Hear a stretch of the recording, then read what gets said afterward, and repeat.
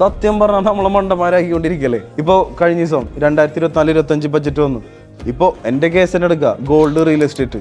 ഈ gold real എസ്റ്റേറ്റിൽ ഇപ്പോൾ നോൺ ഫൈനാൻഷ്യൽ അസറ്റ് ആണ് എടുക്കണേ.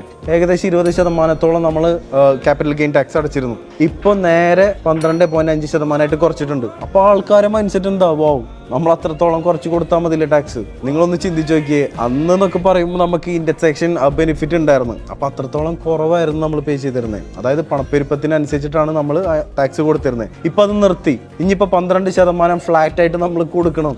അപ്പോൾ അങ്ങനെ നോക്കുകയാണെന്നുണ്ടെങ്കിൽ ഒരു വർഷമല്ല 10 വർഷം മുന്നേ എക്സാമ്പിളാണ്, ഒരു ലാൻഡ് എടുത്തെന്ന് വെച്ചോ 1 ലക്ഷത്തിന്. ഇപ്പോൾ അത് 10 വർഷം കഴിഞ്ഞ് നമ്മൾ സെല്ല് ചെയ്യുകയാണെന്നുണ്ടെങ്കിൽ ഏകദേശം നമ്മളെ മൈൻഡ് സെറ്റ് എന്താ, 9 ലക്ഷമാണ് ലാഭം എന്നാണ്.